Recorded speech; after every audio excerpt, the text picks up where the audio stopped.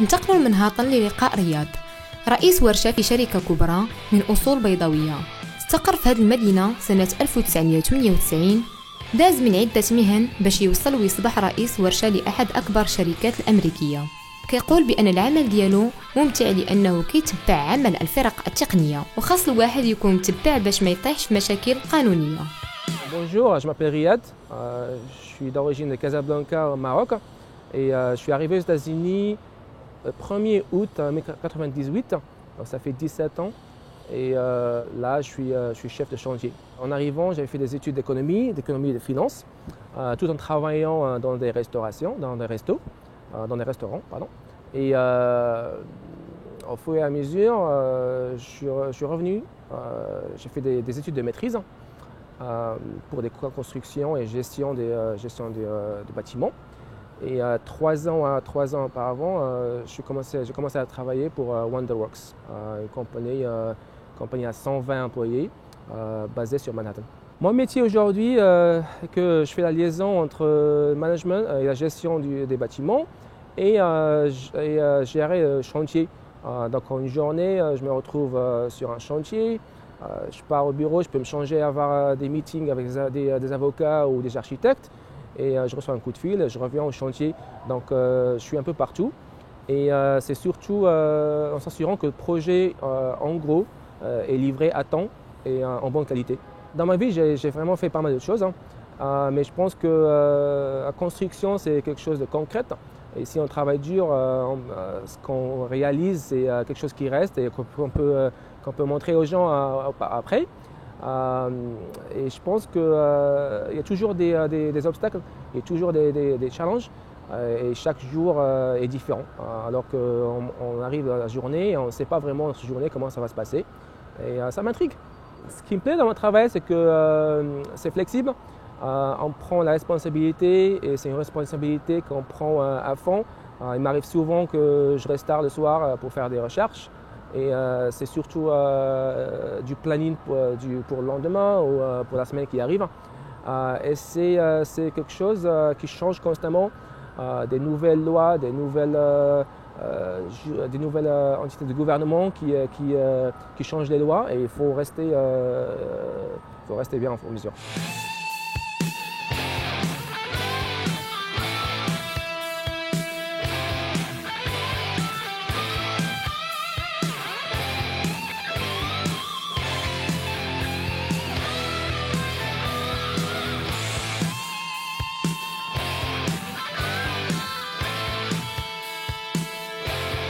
C'est plus compliqué qu'au Maroc, je pense que c'est plus compliqué que partout, comme n'importe où aux États-Unis.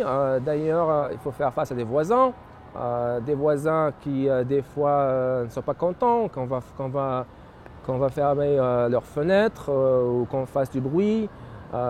Des fois, par exemple, l'immeuble à côté, c'est un immeuble historique, donc on faut faire vraiment attention en travaillant juste à côté.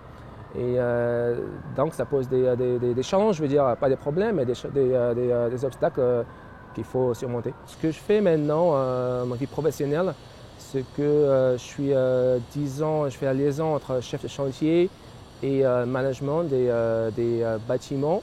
On est surtout dans les bâtiments résidentiels. Ce projet, par exemple, est un bâtiment de 9 appartements à haut standing, 12 étages avec un parking au sous-sol en milieu de Manhattan, Chelsea.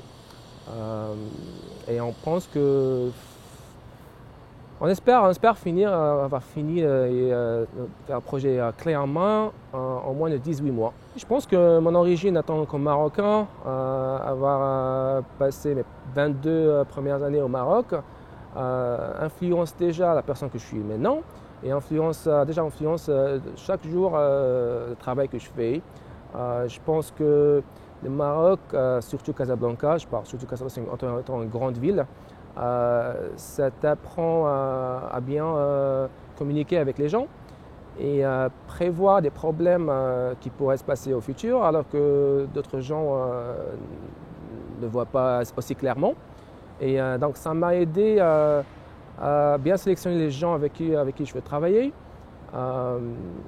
et ça m'a aidé à surmonter les problèmes.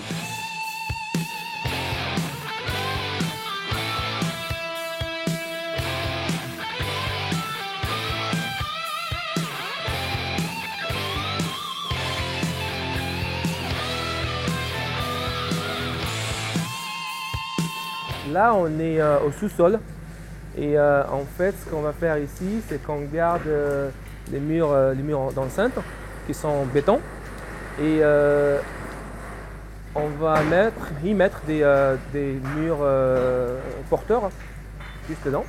Et comme ça nous aidera et ça va soutenir la structure prochaine qui sera à 12 étages et 9 appartements.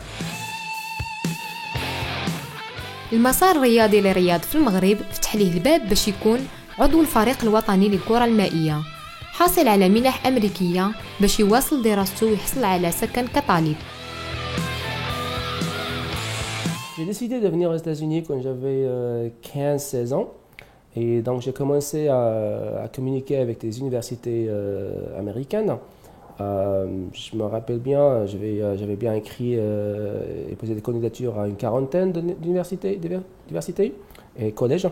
Et dans les quarantaines, j'étais admis à 2. Les difficultés que j'ai rencontrées au début, c'était surtout la langue et apprendre à m'adapter à un système totalement nouveau. C'était aussi une difficulté de prendre le temps, de connaître les gens. Les soutiens que j'ai reçus, ou les choses qui m'ont vraiment aidé pour m'intégrer ici aux États-Unis, surtout à New York. Premièrement, j'avais un copain avec qui qui m'avait logé pendant 3 mois. Et deuxièmement, primordialement, c'est le fait que je jouais du water polo avec l'équipe nationale du Maroc. Et donc, ça m'a ouvert des portes. Ça m'a ouvert des portes pour être admis dans une université alors qu'on ne me connaissait pas. Et on m'a ouvert des portes pour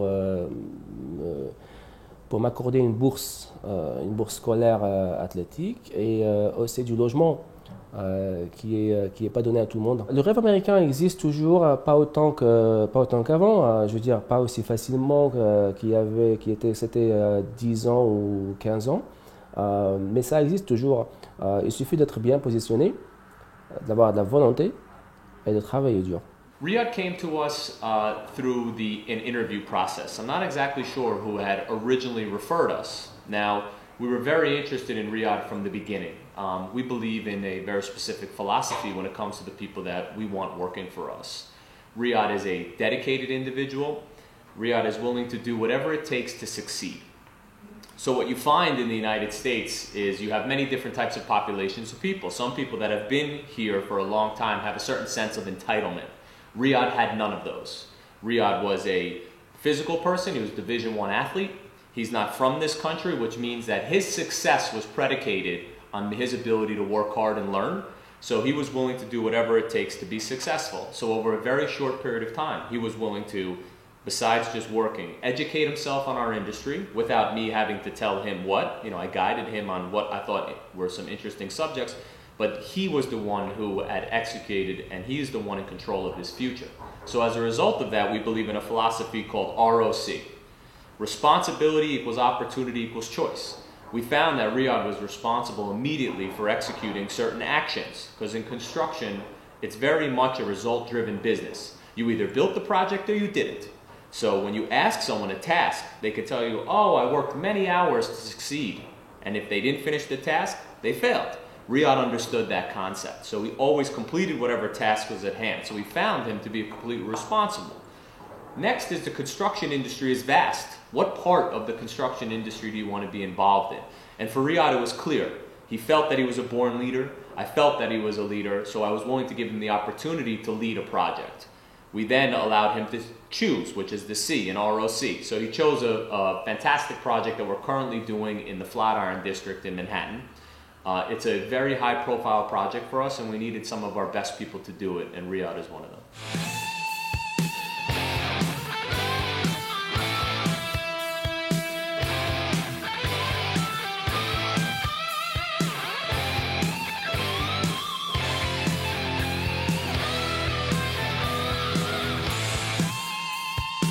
Jeunes africains, marocains, je dirais, premièrement, apprenez la langue, hein, prenez votre temps à apprendre un peu l'anglais avant de venir ici.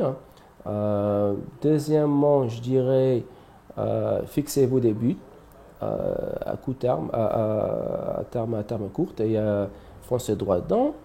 Venez avec un esprit ouvert parce qu'ici, on vous accepte comme vous êtes.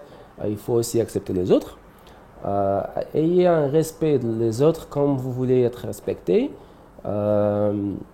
Et je dirais, jouez du sport si vous pouvez et si vous avez le temps, jouez du sport. Ça vous ouvrira des portes et ça vous permettra de faire des connaissances dès le début. Le sport vous ouvre des portes un peu plus rapidement, si je peux dire.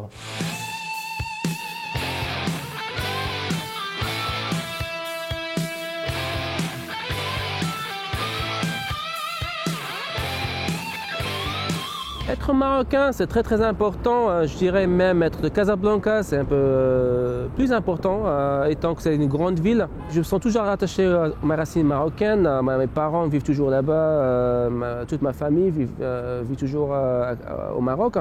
Ça m'arrive souvent de mettre le couscous chez moi, juste pour revivre un peu la nostalgie du Maroc.